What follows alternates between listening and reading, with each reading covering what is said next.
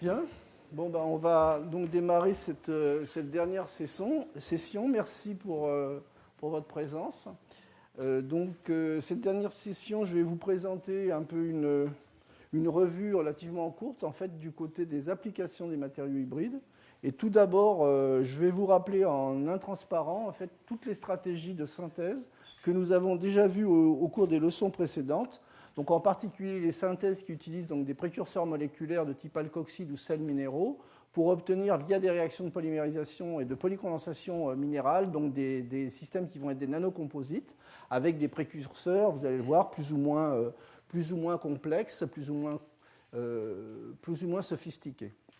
Vous avez également des approches où, au lieu de faire des réactions à température ambiante, on utilise des procédés de type solvothermaux ou hydrothermaux, à partir de ligands polyfonctionnels et de sels métalliques, ce qui permet d'obtenir finalement des composés de type microporeux que nous avons appelés MOF ou MIL dans les exposés précédents.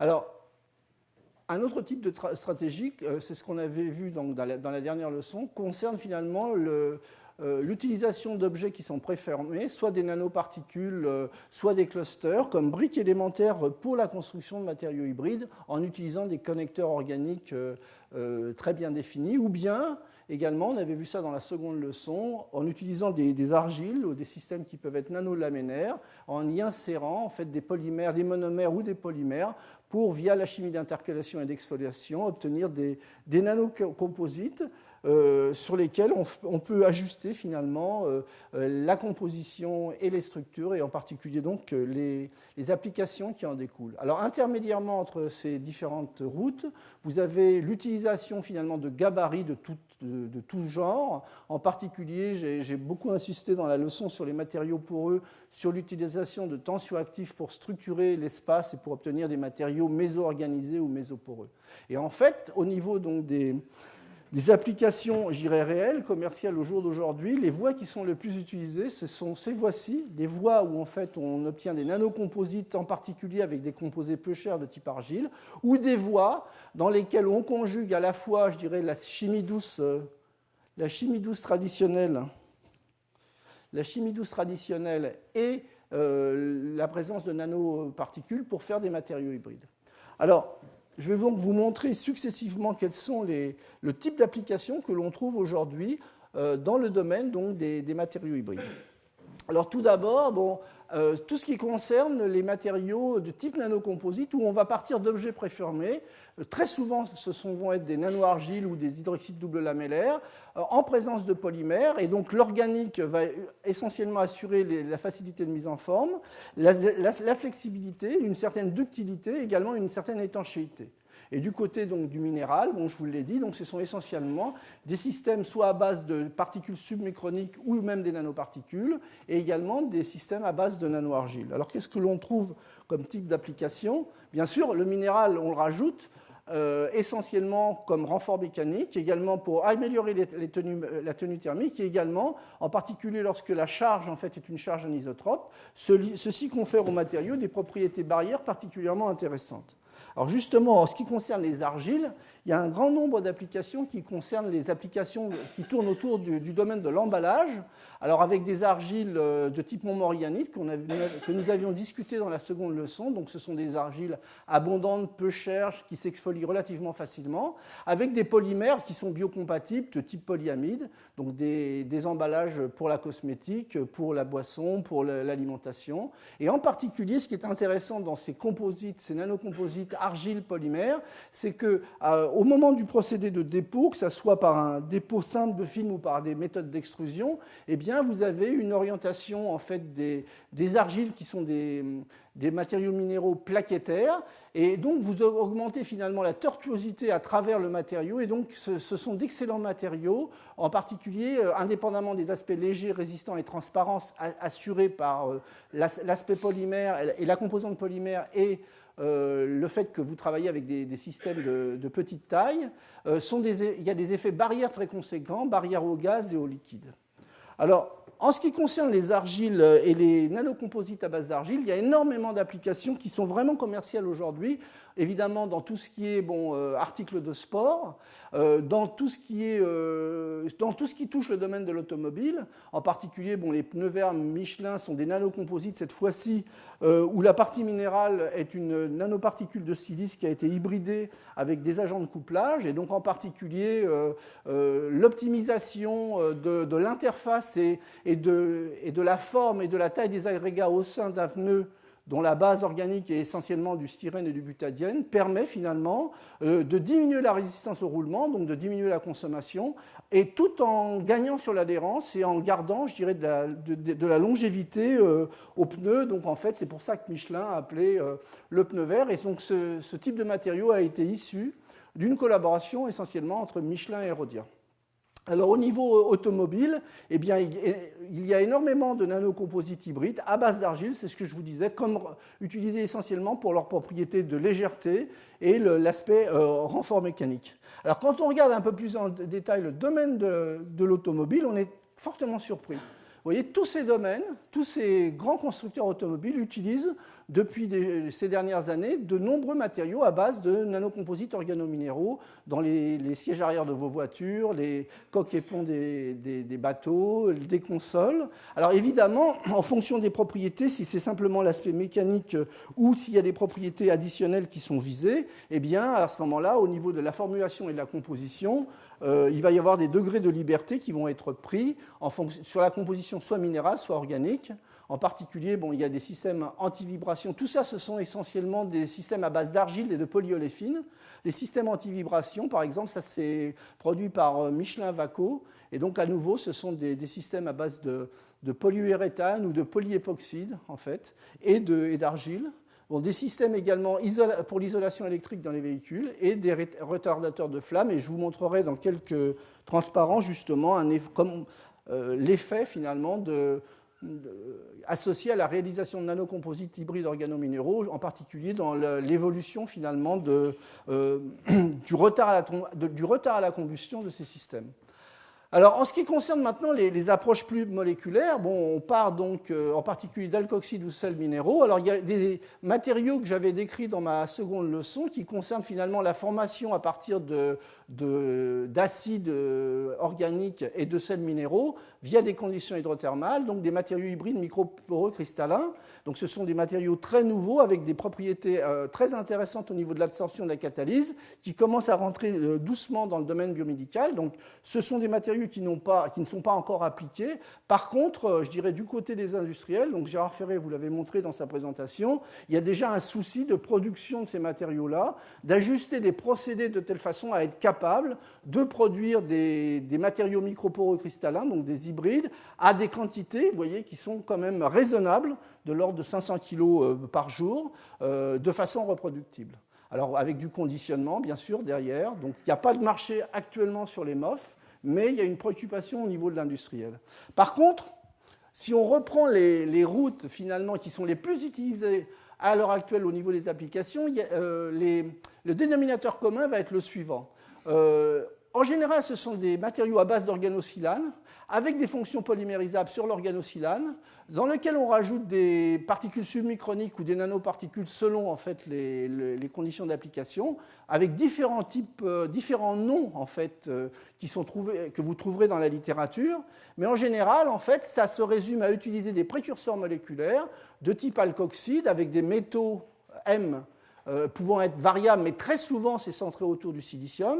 Et bien entendu, en fonction de la nature du groupement organique et de la valeur finalement de la fonctionnalité du précurseur de départ, eh bien, vous obtenez des matériaux avec des propriétés mécaniques, avec des structures qui vont être différentes. Et le tout, en général, est combiné à l'association de nano-objets qui eux-mêmes vont être fonctionnalisés de façon à compatibiliser au mieux les interfaces de ces matériaux. Alors qu'est-ce que l'on trouve comme type d'application? Donc ça, c'est un transparent de rappel en fait, de type de précurseur. Donc du côté du silicium, eh bien, on a la chance d'avoir la liaison silicium-carbone qui en général est stable dans les conditions de synthèse. Alors dès qu'on va s'aventurer sur des hybrides à base d'alkoxyde métallique où le métal M est un métal de transition, à ce moment-là, c'est ce que je vous avais déjà dit dans une autre leçon, on va surtout utiliser des voies associées à la complexation de la fonction organique sur le précurseur. Et ce qui va être très important, c'est d'arriver à gérer justement la stabilité des liaisons entre la fonction organique et le centre métallique polycondensable. Alors, au niveau donc, de la chimie organique du silicium, énormément de fonctions sont déjà commerciales. Alors, évidemment, au jour d'aujourd'hui, on sait à peu près faire sur mesure à peu près n'importe quelle molécule en adressant une fonctionnalité spécifique, optique, de conduction, optique non linéaire. Je dirais que ça, c'est ce que sait faire le chimiste au jour d'aujourd'hui. Au niveau des applications qui sont réellement industrielles, bon, il y a toujours le problème du coût, mais en fait, on se restreint très souvent à des matériaux beaucoup plus simples, des matériaux donc, de type organosilane, mais cette fois-ci porteurs de fonctions soit hydrophobes, alkyles, soit hygrophobes fluorés et donc oléophobes, soit des fonctions porteuses de fonctions polymérisables relativement simples, en particulier, vous voyez, des époxydes ou des métacrylates. Et au jour d'aujourd'hui, ces matériaux sont produits au niveau industriel à des prix qui sont de l'ordre de 10 à 25 € le kilo. Et comme la plupart des applications qui en découlent se font au travers de réalisations sous forme de films et de revêtements, en fait, ça devient accessible du point de vue industriel. Et alors donc, ce sont essentiellement ces matériaux-là qui vont se placer sous la nomination hormocère-hormocyle en présence à nouveau de systèmes de particules submicroniques ou de nanoparticules en fonction des besoins. Alors, je vous rappelle très très rapidement ce qu'est la polymérisation minérale. Donc, on part de précurseurs de type alkoxyde fonctionnel. Donc, via des réactions de polycondensation, on obtient donc des macromonomères en fait, dont la taille augmente avec le temps. Et donc, on termine donc par obtenir des dispersions colloïdales, donc des dispersions de polymères hybrides dans une première étape, et donc suite en fait, à une étape, je dirais, de gélification, c'est-à-dire quand la dispersion colloïdale peut percoler dans le solvant, vous obtenez un gel ou des poudres. Alors, je voudrais juste rester 2 minutes sur ce transparent qui me permet en fait, de vous montrer quelles sont les différentes mises en forme associées au procédé, je dirais, de polycondensation minérale, donc la chimie de type sol-gel. Alors bon, le premier objet obtenu en général, donc c'est un sol, donc une dispersion colloïdale stable d'objets, donc de polymères minéraux ou de nanoparticules. Donc on peut, en fonction, donc par séchage direct, obtenir, ou par précipitation, en déstabilisant cette dispersion, on peut obtenir des précipités et des poudres, mais également, en contrôlant finalement l'agrégation de ces dispersions colloïdales, on peut obtenir un gel, et nous avions vu dans la leçon 3 que pour obtenir ensuite un matériau à partir de ce gel, on pouvait soit effectuer un séchage lent, ce qui permettait d'obtenir des xérogels, donc des monolithes, où on avait une très forte contraction du système, ou bien si on voulait garder finalement tout l'espace disponible, toute la porosité disponible du matériau, on était obligé à ce moment-là de passer par des modes de séchage hypercritiques qui permettent finalement d'accéder à des matériaux où l'on garde la porosité du gel, c'est ce qu'on appelle des aérogels, donc je vous en avais déjà parlé. Alors les aérogels, très très intéressants comme matériaux, donc je vous rappelle, ce sont des matériaux qui ont des porosités très très élevées, presque 100% je dirais, entre 90 et 99%, très légers de ce fait, ce sont des excellents isolants thermiques et acoustiques. Mais le problème en fait, des aérogels, je dirais non hybridés, c'est qu'ils sont particulièrement fragiles. Donc, pour utiliser finalement au niveau industriel ce type de matériaux, eh bien, il faut trouver en fait il faut contourner ce genre de problème. En particulier au niveau des propriétés mécaniques, il y a un gain qui est considérable à partir du moment où on hybride le réseau, en particulier avec des hybrides de ce type où on peut avoir une fonctionnalité organique simple, stable thermiquement et qui peut générer soit des boucles, soit des chaînes qui donnent une certaine plasticité aux matériaux. Eh bien, également, ce que l'on peut faire, c'est renforcer ces aérogels très intéressants par des polymères organiques. Un peu, c'est un peu l'idée inverse de ce qu'on utilise d'habitude. En général, on renforce finalement des polymères par des nanocharges ou des charges minérales. Donc là, c'est un peu l'inverse. Et ou bien on utilise ces aérogels sous forme de système que l'on remplit avec en fait un système de protection, typiquement en utilisant un garnissage entre deux fenêtres, par exemple, où on remplit de granulés, ou bien dans des systèmes que je vais vous montrer un petit peu plus loin. Donc, alors, au niveau des applications, il y en a des tas qui sont commerciaux et essentiellement autour de deux sociétés. Et donc, on les trouve essentiellement sous la forme de revêtements et de couvertures ou bien de granulés et de poudre. Alors, la partie du haut, donc, c'est tout ce qui est revêtement et de couverture, qui est utilisé, vous voyez, pour isolation essentiellement, isolation thermique, soit des conduites sous-marines, soit l'isolation thermique de bâtiments, évidemment, où à ce moment-là, la lumière du jour n'aura pas accès, et également dans les isolations industrielles, dans des gammes de températures qui sont relativement larges. Alors au niveau de l'utilisation, je dirais encapsulée entre deux composants, soit du verre, soit par exemple des toiles de polymère, et bien à ce moment-là, on utilise plutôt des granulés. Et alors là, le nombre d'applications, vous voyez, donc ce sont à nouveau des systèmes pour l'isolation, mais cette fois-ci avec une possibilité, je ne dirais pas de transparence, mais de translucidité. Donc vous avez un gain, et bon, ça c'est par exemple, c'est un ensemble sportif aux États-Unis, donc qui a été construit, en fait, tout le toit est fait d'aérogel, placé entre deux toiles de polymère hydrophobe. Et là, c'est une photo infrarouge qui vous montre finalement la partie qui est parfaitement isolée avec l'aérogel et la partie, je dirais, normale, non isolée. Vous voyez une très très forte différence. Et on gagne quand même, en plus sur ce système, à peu près 5 ou 6% de luminosité à l'intérieur du stade ou du gymnase.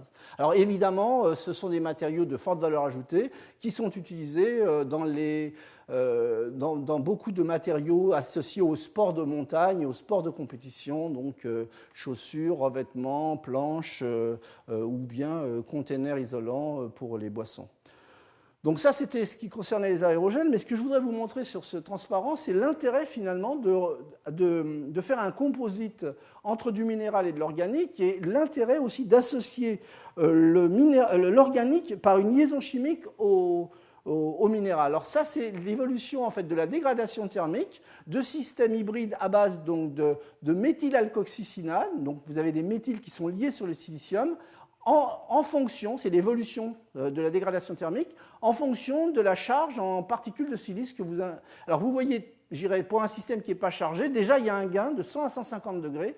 Le fait de mélanger de l'organique et du minéral, vous gagnez à peu près 100 à 150 degrés sur la température des décompositions. Par contre, lorsque vous commencez à rajouter des objets de type nanoparticules de silice, eh bien, vous allez avoir un gain qui peut aller jusqu'à 250-300 degrés. Ce qui vous explique finalement les domaines qui sont finalement assez larges pour des organiques d'utilisation à des températures relativement conséquentes. Alors un autre exemple que je voudrais vous montrer, c'est justement des applications qui concernent les matelas de fibres de verre pour l'isolation thermique, et en particulier les normes ont changé. Ce qui se faisait dans le passé, ce sont des résines formophénoliques qui sont utilisées comme liant en fait pour la partie fibre de verre. Et donc en utilisant des compositions de ce type et en ajustant la mécanique en fonction de la fonctionnalité du précurseur, ce que l'on peut faire, vous voyez, ce sont des matelas souples dont la tenue est à plus de 500 degrés en fonction de cette composition-là. Et en plus, bon, évidemment, vous voyez, ça rentre dans les normes actuelles, c'est-à-dire qu'il n'y a pas d'émission de produits toxiques. Alors ces systèmes-là sont déjà vendus et utilisés par un certain nombre de compagnies, mais en particulier, il y a une application qui est assez intéressante, c'est que ces matériaux peuvent également servir de retardateurs de flammes, et ils sont très légers, comme vous le voyez sur cette diapositive, et donc en fait, ce sont des matériaux hybrides qui sont utilisés en garniture cette fois-ci, non pas comme liant, intervitrage dans l'aéroport de Dubaï, et donc la tenue en plein feu est de 2 heures. Donc vous voyez, les matériaux hybrides, même s'il y a de l'organique, ça peut tenir quand même en température. Alors, ce que je voudrais le point sur lequel je voudrais vraiment insister sur justement, c'est tout ce qui est associé au procédé et le fait que l'on passe justement par cet état colloïdal, ça permet finalement de retrouver des conditions d'élaboration pour ces composites ou ces hybrides qui sont proches de toutes les conditions d'élaboration qu'on utilise depuis très longtemps dans l'industrie pour tout ce qui est polymère organique. Donc, vous voyez le pas, je dirais, de l'industriel de la conception de ces matériaux-là à l'utilisation concrète est moins difficile à faire puisque les procédés sont déjà existants. Donc en particulier, on peut déposer donc des films par différentes méthodes, trempage, induction centrifuge, induction laminaire ou bien des films via de l'électrodisposition. Et donc ça peut se faire sur une gamme donc qui dépasse en fait le centimètre habituellement utilisé au niveau du laboratoire. Ça peut se faire sur des très grandes surfaces. Donc ça, ce sont des systèmes qui sont utilisés, je dirais, en routine par nos collègues du CEA. Vous voyez, avec des pièces qui peuvent avoir des formes complexes. Donc ça, ce sont les bains en fait de trempage qui permettent d'obtenir des films par trempage. Donc également donc, des miroirs. En fait, ce sont des miroirs pour le laser mégajoule qui sont construits cette fois-ci. Enfin, les dépôts des films. On dépose des revêtements avec des indices de réfraction différents pour justement ajuster les propriétés optiques du miroir, en fait, essentiellement dans ce cas-là par induction centrifuge. Alors, à nouveau, les mêmes démarches que dans les polymères, eh bien, on peut faire de superbes fibres avec ces matériaux hybrides, soit via les méthodes d'extrusion, soit des méthodes par étirement. Ça, ce sont plutôt des méthodes qui sont utilisées au laboratoire. Donc, extrusion qui peut être sous gaz ou sous pression ou électroassistée. Et donc, on peut obtenir des fibres et même des tissus grâce finalement au couplage entre cette chimie et les procédés d'élaboration, je dirais, qui sont relativement classiques dans le domaine polymère. Alors, d'autres types de procédés d'élaboration, c'est le spray. Il n'y a pas plus, je dirais, simple à mettre en œuvre qu'un spray. Bon, à faire un spray reproductible et un très beau matériau, c'est une autre affaire. Mais bon, globalement, ce que vous utilisez, c'est une dispersion colloïdale en y mettant en fait toutes les composantes dont vous avez besoin, les unes ayant déjà réagi, les autres pouvant réagir pendant en fait, le protocole d'élaboration du matériau. Et donc, en utilisant une atomisation, vous formez des gouttelettes. Et ces gouttelettes peuvent être déposées sous forme de particules, ou bien vous pouvez également nanostructurer des films ou micro-imprimer des films avec, vous voyez, avec différents types de morphologie. Et ça peut être intéressant, par exemple, pour de la microfluidique. En particulier, tous ces superbes dessins qui sont à l'échelle, vous voyez, de quelques microns ont été élaborés par notre collègue Brinker et son équipe aux États-Unis. Alors, finir en fait sur les procédés d'élaboration des matériaux, donc à nouveau dispersion colloïdale avec des compositions, je dirais, très variables et complexes. On peut utiliser des techniques telles que le jet d'encre pour faire, vous voyez, des rangées de plots qui eux-mêmes sont mésostructurés avec des fonctionnalités, donc pour faire par exemple soit un système de nez artificiel, soit des capteurs, ou également on peut utiliser la nano-impression par pointe pour également élaborer en fait différents types de substrats et de films structurés. Alors, le dernier exemple de procédé, et je m'arrêterai là sur les méthodes de procédé, c'est toutes les techniques lithographiques qui sont utilisées depuis un bon moment dans tout ce qui est micro-optique et microélectronique, et elles sont tout à fait compatibles avec cette chimie-là. Et donc ça ouvre finalement un potentiel énorme, donc à la fois pour des techniques simples basées sur du moulage ou bien sur de la lithographie laser. Je reviendrai tout à l'heure sur un ou deux exemples. Alors, en ce qui concerne les applications justement maintenant des revêtements, je vous ai dit que les revêtements c'est intéressant parce que finalement la quantité de matériaux qui modifie la propriété est petite. Donc il y a forcément un coût qui est moindre. Et en plus, grâce à la chimie et à la versatilité, à la flexibilité des compositions qui sont accessibles, eh bien, on peut vraiment tailler ou construire des revêtements sur mesure. Alors ça, ce sont des revêtements décoratifs, par exemple, où le gain se fait sur les propriétés mécaniques. Ce que vous voyez là, ce sont des verres qui sont colorés, mais simplement par une couche en surface, donc ce n'est pas coloré à cœur. Alors le gain se fait sur les propriétés mécaniques, et en particulier, tous ces systèmes-là peuvent être recyclés au lavage de façon beaucoup plus importante qu'un verre traditionnel. Et d'autre part, le second point, c'est que la coloration dans ces systèmes ne vient pas, comme dans les verres traditionnels, de cations minéraux, mais de pigments organiques. Ce qui veut dire qu'au niveau du recyclage, ça présente un certain nombre d'avantages, en particulier, par un traitement thermique, on se débarrasse en fait de toute la coloration pour réutiliser des verres sans coloration. Alors que dans le cas des verres classiques, eh bien, il y a les fameux cations qui permettent d'obtenir la coloration, qui, dans certains cas de réutilisation, peuvent présenter un certain nombre de gènes. Alors, beaucoup d'utilisations dans tout ce qui concerne la conservation du patrimoine, à la fois culturel et industriel. Donc ça, ce sont des émaux d'art en Allemagne qui sont protégés par des vernis hybrides. Ça, ce sont des constructions industrielles qui sont classées et qui doivent être conservées également. Donc, en fait, on veut garder la couleur rouille, mais on veut que le système ne se propage pas sur des temps infinis, et donc ils sont recouverts par des hybrides à base d'homocère. Et une application qui est assez intéressante, c'est la restauration de la mosaïque du jugement dernier. Donc ça c'est une mosaïque qui se situe sur le parvis de la cathédrale Saint-Vitus à Prague. Et donc vous voyez, ça c'était la mosaïque avant le traitement. Et en particulier, vous voyez que c'est blanc, c'est mal défini, parce qu'en fait, il y a une couche de céramique et de composite à base de verre dessous, qui subit, en fait, il y a des cations alcalins à l'intérieur de cette couche, et ça subit très facilement tous les processus de lixiviation dans le temps. Et donc, ça finit par donner, en fait, ceci. Et donc, en fait, les méthodes, je dirais, de Sol-Gel. Donc, en fait, les personnes qui ont restauré ont mis, vous allez le voir sur la diapositive, il y a une partie où en fait, c'est une couche mince d'or. Ensuite, il y a une couche hybride Sol-Gel qui va servir donc de protection et de barrière justement pour éviter la diffusion des alcalins, et une dernière couche qui est très hydrophobe, mais le résultat est quand même, je dirais, pas inintéressant. Voici le système après restauration. Donc ça, c'est un travail qui avait été fait par un collègue, Eric Becher, en collaboration avec le Getty Museum. Alors, on vient maintenant sur des applications, je dirais, avec des utilités fonctionnelles différentes. Donc, système anti-salissure, avec essentiellement des couches hybrides hydrophobes, mais qui peuvent ternir en température. Également, si les parties hybrides présentent en fait des fonctionnalités qui permettent d'éliminer les charges, on peut former des revêtements avec des propriétés antistatiques. Mais en fait, une des grosses utilisations finalement de ces revêtements hybrides, concerne en fait tous les dispositifs anti-rayures, en particulier anti-rayures sur verre, sur des moulures hybrides ou bien même sur des métaux. Alors en ce qui concerne les métaux, la démarche qui est utilisée en fait par exemple dans l'automobile est la suivante. Le vernis qui permet finalement d'éviter les rayures est composé à la fois d'une résine organique, d'un hybride organique. La résine, vous voyez, c'est une résine avec une composante époxy, un hybride organique-inorganique qui sert de couplage et donc qui en fait modifie, je dirais, l'aspect mécanique, la dureté du système, et des nanoparticules de silice qui conduisent finalement à la formation de systèmes à la fois plastiques et à la fois durs.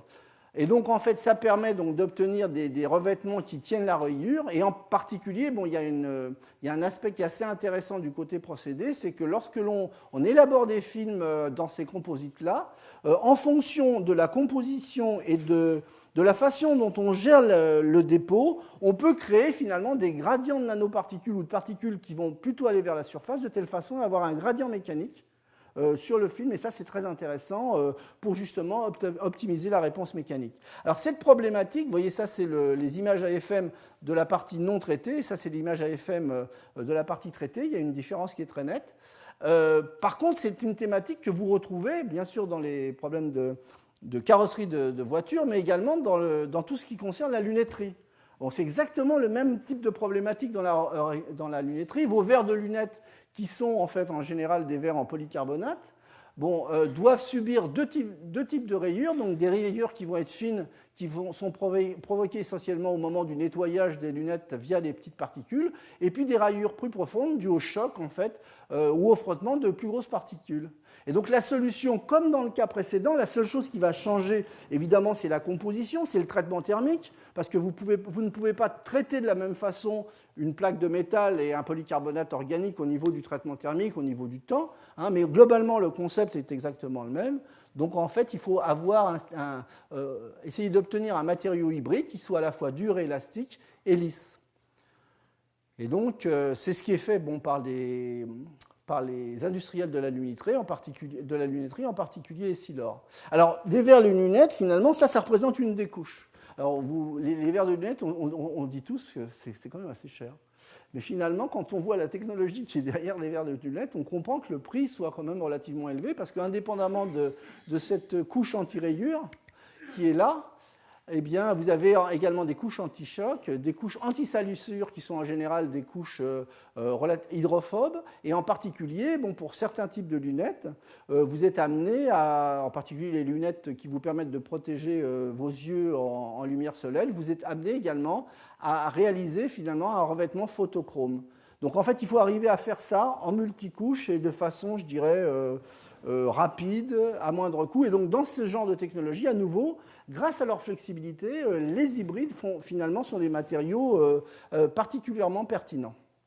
Alors au niveau des revêtements photochromes, là je vais passer très vite parce que Jean-Pierre Boileau va vous en parler dans son exposé. Donc en général, ce sont des molécules organiques qui sont des molécules qui subissent via l'irradiation des réactions d'ouverture ou de fermeture électrocyclique.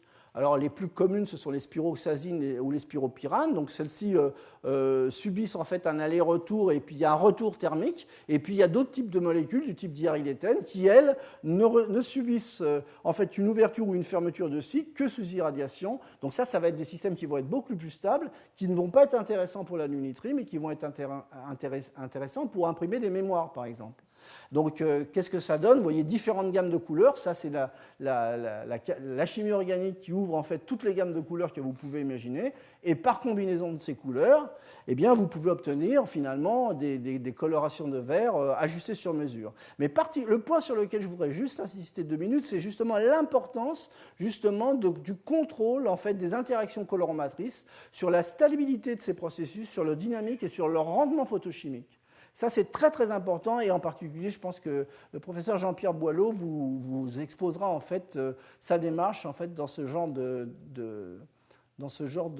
d'études fondamentales. Alors évidemment, vous voyez, on peut on peut aller vers les gris, vers les bleus, en fonction finalement de la composition. Ça, c'est en fonction du taux d'irradiation.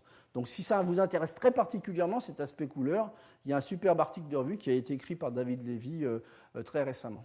Alors, les revêtements, il n'y a pas que la coloration, il n'y a pas que les lunettes, il y a également des surfaces beaucoup plus importantes, et en particulier tout ce qui concerne les revêtements pour l'aéronautique, pour la protection anticorrosion donc des avions. Vous avez une très forte demande qui a été associée finalement au changement de normes. Les revêtements qui protègent en fait les avions contre la corrosion, l'une des couches est essentiellement une couche basée sur des chromates appliqués sur de l'aluminium. Donc à nouveau, il va y avoir des contraintes de température. Donc je ne rentre pas dans ce genre de détails, mais ça peut être très, très important. Mais en particulier, l'utilisation de chromates est interdite. Donc les normes sont en train de changer, donc il y a vraiment un besoin de trouver de nouveaux matériaux. Et à ce besoin, les matériaux hybrides répondent de façon assez intelligente. Et en particulier, vous voyez à nouveau, c'est l'utilisation de composites à partir d'organosilanes et de nanoparticules qui permettent en fait d'élaborer des réseaux de résine 3D qui ont les bonnes propriétés mécaniques et les bonnes propriétés barrières. Donc ça, c'est un des systèmes qui a été les premiers développés au niveau historique. Donc ça existe déjà en vol. Donc c'est Boeing qui développe cela dans un produit qui est appelé Bogel. Donc à nouveau, le réticulant, vous voyez, c'est un hybride silice époxysilane avec des nanoparticules. Et vous voyez les méthodes de spray, ce que vous voyez dans la photo du bas, ça permet finalement de faire des dépôts sur des très très grandes surfaces. Donc c'est déjà utilisé. Il y a déjà des avions au jour d'aujourd'hui qui utilisent ce genre de revêtement anti-corrosion. Alors il y a d'autres applications que vous utilisez de façon plus fréquente, parce que moi je ne prends pas l'avion tous les jours, peut-être que vous c'est le cas, mais moi ce n'est pas le cas.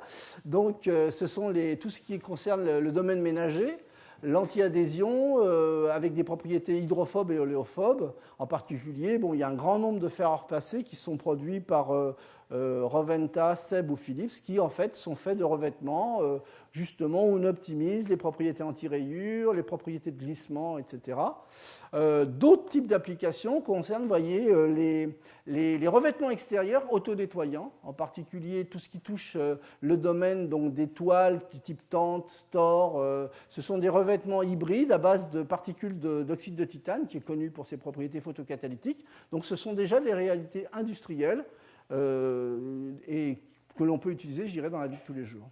Alors, sur ce transparent, ce que je voudrais vous montrer en particulier, c'est justement un phénomène qui est assez intéressant, c'est-à-dire que lorsque vous utilisez justement ces résines qui sont constituées donc d'un polymère qui est en train de se faire mais qui n'a pas totalement réticulé, des petites particules avec des propriétés que vous pouvez ajuster, une couverture de surface, et que vous utilisez finalement soit un système à deux faisceaux d'irradiation UV, soit un système plus simple en utilisant un masque, vous avez en fait agrégation en fait, des nanoparticules dans l'espace qui n'est pas masqué.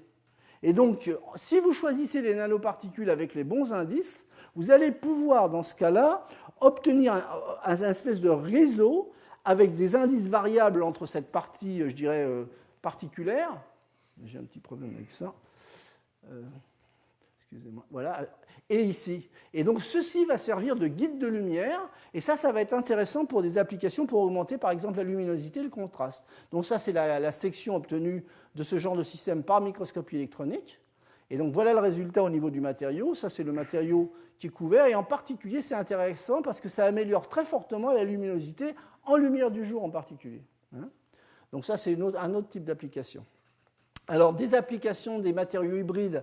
À l'heure actuelle, les matériaux hybrides couvrent vraiment le domaine de la micro-optique et de la microélectronique. Il y a énormément d'applications qui sont développées en Europe, mais la plupart de ces applications sont également développées au Japon et en Asie, dans les systèmes de microélectronique, donc soit dans les ordinateurs, dans les circuits électro-optiques, également dans tout ce qui est système de caméra, ou d'appareils photographiques. Vous avez déjà des matériaux hybrides. Normalement, on n'est pas censé le savoir, mais il y a des matériaux hybrides qui sont des matériaux de faible coût, mais qui augmentent énormément les performances optiques. Vous voyez, on peut, ce qui est intéressant dans ce type de procédé, c'est que l'on peut également faire des dépôts sur des surfaces courbes. Là, ce sont des lentilles constituées elles-mêmes de micro-lentilles, de ce type par exemple, que l'on voit peut-être mieux sur cette photographie, sur des substrats variés qui peuvent être du verre, ou également des substrats polymériques, ou des substrats semi-conducteurs.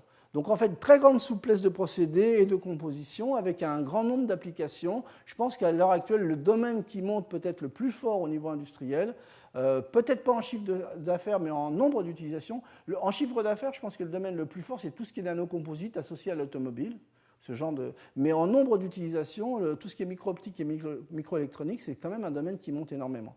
Alors on peut, vous voyez, par exemple, faire des lentilles un peu sur mesure pour des micro-lentilles pour diodes laser à cavité verticale. Vous voyez, des lentilles en série avec des morphologies et des formes, je dirais, pratiquement très facilement ajustables. Donc ça, ce sont des systèmes qui sont vraiment déjà développés au niveau industriel. Alors les gains dans ce genre d'approche, d'une part, on augmente très nettement la résolution. On a des matériaux qui présentent des stabilités mécaniques et thermiques qui sont bien meilleures que les matériaux conventionnels. Le procédé peut se faire en une étape et il n'y a pas besoin d'une seconde étape d'alignement et de conditionnement. Et donc il y a une réduction, en plus des propriétés qui sont exaltées, il y a une réduction des coûts d'à peu près d'un facteur 100. Alors, les méthodes en fait, qui sont à l'heure actuelle en cours de développement au niveau de la recherche, mais c'est ce qui va arriver très rapidement dans les années à venir, ce sont des méthodes basées sur la lithographie en 3 dimensions, par excitation, donc avec un rayonnement UV en utilisant de la lithographie, en utilisant l'absorption à 2 photons, ce qui permet finalement de créer des réseaux tridimensionnels un peu sur mesure. Donc comment on opère? En général, on applique une couche hybride avec un initiateur, donc soit par trempage, soit par induction centrifuge. Ensuite, on a une gravure 3D par laser avec des pulses femtosecondes qui permet finalement d'obtenir en fait ce genre de morphologie, évidemment, qui sont obtenues après nettoyage de la partie qui n'a pas été irradiée, et c'est un lavage qui se fait en général avec de l'alcool. Alors la résolution actuelle sur ce genre de texture, vous voyez, c'est 200 nanomètres. La résolution qui va arriver en 2012, c'est 75 nanomètres. Donc ça commence à être très très intéressant pour certaines applications. En particulier, on peut imaginer de faire des cristaux photoniques. Donc ça, c'est un exemple de construction en pile de bois, où le diamètre des piliers est de 200 nanomètres et l'espacement est de 450. Évidemment, cristophonique, ça veut dire qu'en fait, je peux également ajuster l'indice de la partie du matériau. Donc ça, c'est un problème également qui est à résoudre du point de vue de la chimie. Alors également, un point intéressant avec ce genre de technique lithographique en 3D, c'est que vous pouvez asservir à un ordinateur une forme en 3 dimensions et recréer finalement directement, associer finalement l'ordinateur qui peut totalement piloter finalement la formation de matériaux, vous voyez, avec des formes diverses. Bon, ça, ce sont des matériaux qui sont faits à l'échelle micronique, c'est un peu plus, je dirais, pour la démonstration, mais au niveau de l'optique, ça peut présenter de forts intérêts. Alors au niveau de l'énergie, je vais aller assez vite parce que le domaine de l'énergie, à mon avis, c'est un domaine qui a été très peu exploré encore au niveau des applications commerciales. Il y a énormément de choses qui pourraient être faites, en particulier ce qui concerne les cellules photovoltaïques, les piles à combustible, les batteries. Ce que l'on trouve aujourd'hui, ce ne sont pas des systèmes qui sont commerciaux, ce sont plutôt des systèmes qui sont au niveau des prototypes. Donc soit des cellules photovoltaïques hybrides, basés sur des oxydes de titane et des colorants et des polymères conducteurs de trous, soit des membranes, vous voyez, hybrides pour piles à combustible à protons, essentiellement basées sur de l'extrusion de nanocomposites, soit des argiles, soit des nanoparticules, qui sont les parties qui vont conduire les protons, et puis une tenue, je dirais, au problème de perméation et une tenue à l'ensemble du matériau qui est réalisée par l'utilisation de polymères fluorés. Donc, beaucoup de promesses du côté de l'énergie, pour l'instant, mais pas énormément de réalisations. Alors, du côté de l'environnement, alors là, il y a déjà pas mal de réalisations industrielles. Bon, énormément de systèmes à base de capteurs, je vais revenir dans une minute sur un exemple, mais également tout ce qui concerne la biocatalyse, la biocatalyse en stabilisant et en des systèmes de type enzymatique, des lipases par exemple, pour pouvoir en fait faire des transformations. Bon, ça s'inscrit dans le cadre d'une chimie qui est plutôt verte. Je dirais que les paris scientifiques au jour d'aujourd'hui sont plus dans l'utilisation justement de systèmes à base de biocatalyseurs et de catalyseurs traditionnels, et d'arriver à combiner tous ces systèmes pour faire de la catalyse en cascade. C'est ce que je vous ai déjà signalé dans plusieurs de mes exposés. En particulier, bon, ça c'est commercial, les lipases simples sur silice hybride sont commerciales et vendues par Fluka, et des catalyseurs d'oxydation de ce type, qui sont en fait des particules de silice fonctionnalisées en surface par des espèces radicalaires, sont également catalysées, sont également développées au niveau commercial.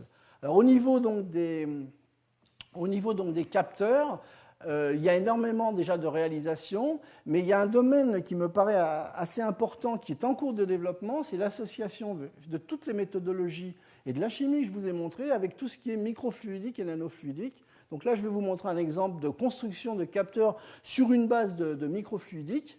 Donc en fait, vous voyez, la première couche, ça va être une couche hydrophobe avec des groupements alkyles. Ensuite, on crée par impression un premier réseau. Donc la couche hydrophobe reste en bleu et le réseau de silice va rester en marron.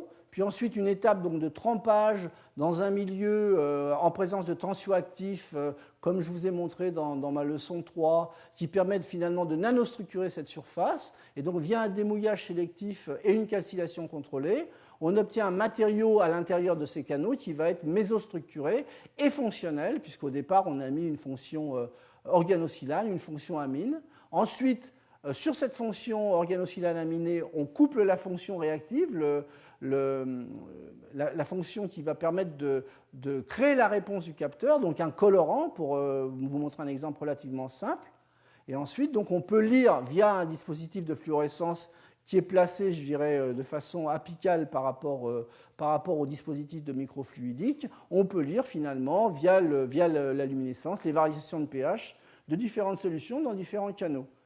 Donc ça, ce sont des systèmes, bon, c'est un schéma, je dirais, très simpliste, mais derrière tout ça, je pense qu'il y a un domaine qui est vraiment en train d'émerger, qui va faire parler de lui dans les années qui viennent.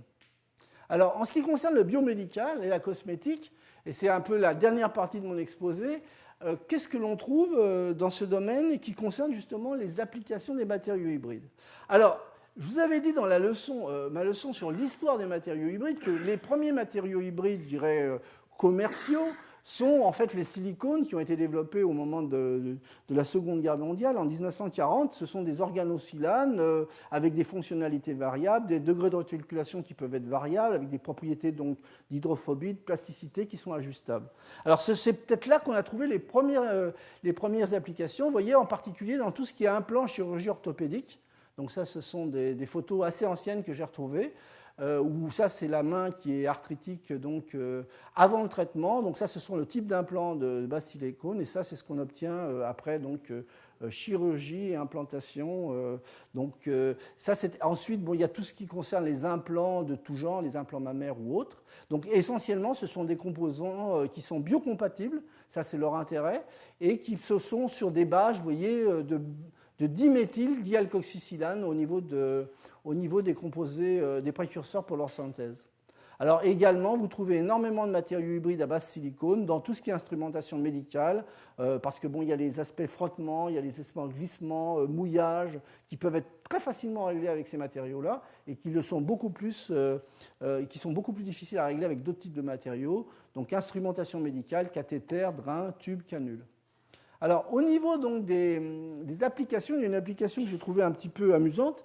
Donc, c'est pour ça que je vous la montre. En fait, c'est celle qui concerne les prothèses auditives. Vous savez que bon, nous avons la chance de vivre de plus en plus longtemps, mais hélas, il y a des contreparties et donc on a vraiment besoin de plus en plus d'utiliser des prothèses auditives.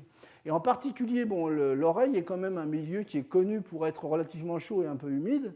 Et en général, ça génère des champignons, des bactéries, de la production, une surproduction de cérumen. Et donc, ça génère des troubles chez les patients. Et en particulier, 20% des patients subissent finalement des inflammations ou des démangeaisons assez fortes lorsqu'ils portent ce genre de prothèses auditives. Alors justement, les matériaux hybrides sont rentrés dans ce terrain d'application.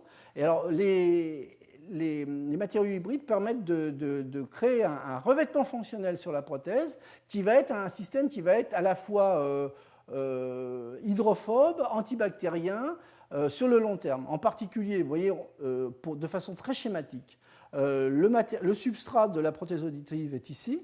Ensuite, le matériau hybride est développé de la façon suivante. Vous avez une résine hybride en jaune avec des petites particules de silice qui vont assurer la cohérence biotinique du substrat et des petites particules d'argent qui, elles, vont être finalement les particules qui vont générer l'effet bactéricide. En particulier, ce n'est pas l'argent lui-même, mais c'est la dissolution de ces particules d'argent sous forme d'Ag+, qui va être en fait le bactéricide. Et donc, en réglant la couche, la composition de la couche, et en particulier la balance hydrophile-hydrophobe, à l'intérieur de la couche, ces nanoparticules d'argent, le processus de solubilisation sur le long terme va pouvoir être réglable. En particulier à des temps qui vont aller de 6 mois à 5 ans. Et donc, également, la couche est terminée par une couche anti-adhésive qui évite finalement la formation de biofilms ou bien l'accrochage des champignons. Et donc ça, c'est une réalité, ça c'est la microscopie électronique qui montre juste la couche avec des petites particules d'argent, mais c'est une réalité, je dirais, qui est utilisée au niveau mondial et commercialisée depuis quelques années. Donc en fait, ça vous évite finalement tous les problèmes de contamination par les champignons et par les bactéries. Alors, dans le domaine associé à la cosmétique et à la parapharmacie, il y a un certain nombre également d'applications, soit pour le traitement de l'acné, par exemple, soit pour la protection solaire, qui sont basées sur des microcapsules de silice, qui sont des containers dans lesquels on peut inclure une molécule organique, un filtre UV. En général, ce qui est utilisé, ce sont des bêta-dicétones aromatiques, ou bien un traitement, le peroxyde de benzoïle contre l'urée. Donc ça, ce sont des systèmes qui sont efficaces et commercialisés déjà depuis un bon nombre d'années. Alors au niveau cosmétique, un exemple que j'aimerais vous montrer, c'est celui qui, vous utilisez peut-être certains d'entre vous l'utilisent sans le savoir, c'est tout ce qui concerne en fait la réparation du cheveu, soit l'expansion volumique du cheveu, soit la réparation des cheveux usés. En fait, ce sont des systèmes à base d'hybrides. Le précurseur, c'est un amylosylane qui est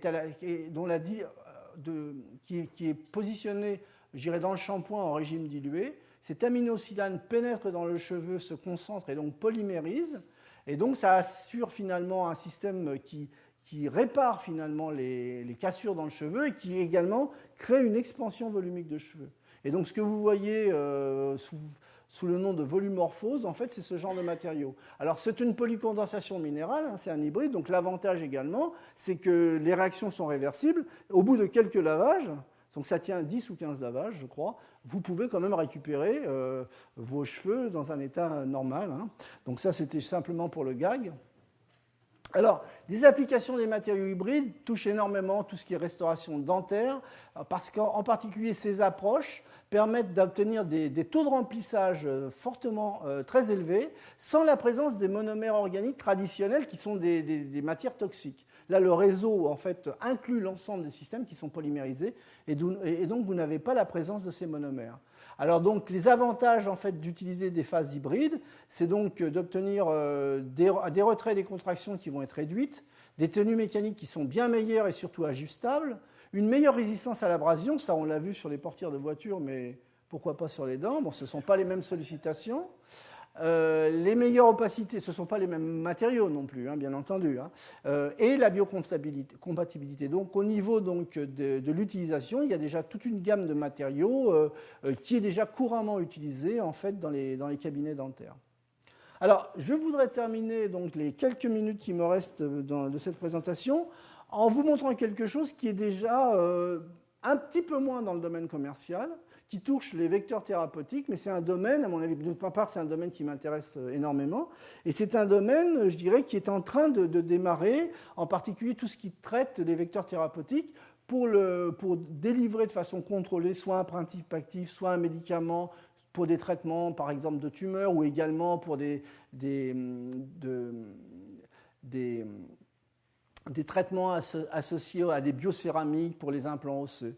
Hein. Donc ces vecteurs que l'on nomme intelligents, ils doivent présenter un certain nombre de propriétés, en particulier en ce qui concerne le ciblage de certaines tumeurs, à la fois la furtivité, le relargage contrôlé, et également d'autres types de propriétés associées finalement à de l'imagerie.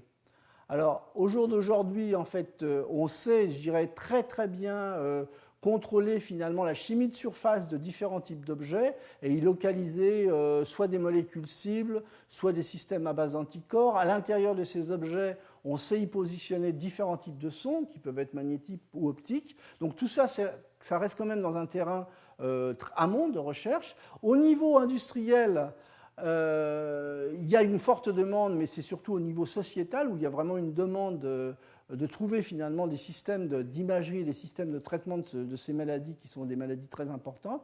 Alors, le couplage de ces effets-là, en fait, de façon un peu commerciale, ça s'appelle le théragnostic, c'est l'association d'un test diagnostique et d'une thérapie. Hein. Et donc, vous allez vous trouver dans la littérature énormément d'articles à la fois scientifiques et non scientifiques, qui en fait utilisent ce type de terminologie. Alors ce que je voudrais vous montrer sur le transparent suivant, c'est 3 exemples de systèmes dont 2 sont déjà au niveau commerciaux, en particulier des systèmes à base de nanoparticules hybrides pour la destruction ciblée de cellules cancéreuses, qui utilisent soit des systèmes d'irradiation rayons X ou des processus basés sur l'hyperthermie soit magnétique, soit plasmonique. Alors les 2 systèmes qui sont utilisés à l'heure actuelle, ce sont les systèmes de gauche et de droite, soit des systèmes à base de particules magnétiques protégés par des coquilles hybrides d'aminosilanes. Donc ça, c'est utilisé en particulier sous champ alternatif. La particule, une fois ciblée sur la tumeur, crée finalement un échauffement qui permet de tuer la tumeur. Donc c'est ce qu'on appelle le processus d'hyperthermie. Donc ça, c'est une hyperthermie créée par le champ magnétique alternatif. À l'opposé, donc, il y a ces systèmes à base donc, de particules de silice enrobées par une coquille d'or, qui, l'or, bon, aux échelles nanométriques, donne une très forte absorption dans la partie visible du spectre électromagnétique. C'est ce qu'on appelle les résonances plasmons. Donc, quand vous excitez cette résonance plasmon avec un faisceau dans la UV visible, eh bien, à ce moment-là, vous créez un échauffement local, ce qui permet finalement également de tuer. Évidemment, tous ces objets-là sont ciblables. Hein. Alors, il y a un autre type de nanoparticules qui est en cours, en fait, qui est au stade, je dirais, des essais cliniques. Le principe va être le même, c'est-à-dire avoir le vecteur qui va permettre de traiter la tumeur enrobé avec de l'organique de telle façon à pouvoir vraiment bien localiser et cibler les tumeurs. Et ensuite, une fois sur place, justement, de pouvoir enclencher finalement le processus de destruction qui va être soit thermique, soit par irradiation. Donc ce vecteur-là, c'est Nanobiotics qui produit ce système. Donc c'est une coquille d'oxyde d'hafnium et de terre rare qui a la vertu donc d'absorber très fortement les rayons X et donc de générer en fait des radicaux, mais qui sont générés de façon très locale puisque le vecteur est ciblé. Donc ça, ce sont des systèmes qui ne sont pas encore dans le commerce, mais qui sont au niveau du stade clinique. Alors les 2 ou 3 derniers transparents, je voudrais vous parler finalement de ce qui m'intéresse vraiment dans ce domaine, c'est justement d'arriver à contrôler l'aspect ciblage, l'aspect relargage de médicaments, comme peuvent savoir le faire les chimistes. et en particulier arriver à créer des matériaux poreux et délivrer finalement des quantités de médicaments à un endroit bien précis sur une tumeur et pouvoir ensuite imager cette tumeur via donc, des différents types de nanosondes, également associé au traitement de cette tumeur un traitement thermique et un traitement chimique localisé et stimulé sur mesure, ça me paraît être un des domaines importants pour le futur dans ce qui concerne finalement les vecteurs thérapeutiques. Donc en fait, en particulier l'utilisation de matériaux poreux dans lesquels on peut ouvrir la porosité et relarguer le médicament par une stimulation à un moment donné sur mesure, ça c'est important. Donc ça peut être des variations du pH local du pH, de la température, ou bien une excitation, une coupure de liaison qui va être photoactivée ou chimiquement ou biochimiquement activée. Alors j'ai deux exemples à vous montrer. Ça, ce ne sont pas des matériaux commerciaux, c'est simplement comment les chimistes imaginent finalement la construction de ce genre d'objet. Donc on part d'une nanoparticule de très grande surface spécifique. Ce sont des particules qui ont des surfaces de l'ordre de 1000 m² par gramme. Une première réaction, c'est le greffage, vous voyez, d'une clé moléculaire sur la silice. Et essentiellement, vous voyez une fonction organosilane dans la partie basse et une fonction, je ne sais pas si vous voyez bien, les trois petits traits, c'est une fonction triple, c'est une fonction alcyne. Pourquoi ? Parce que derrière cette fonction alcyne, tous les chimistes organiciens savent qu'il y a une réaction clique qui va être évidente. C'est la réaction avec un substitut d'alkylammonium de l'azide. On utilise en général un catalyseur au cuivre 1. Et donc, on va pouvoir coupler une deuxième fonctionnalité.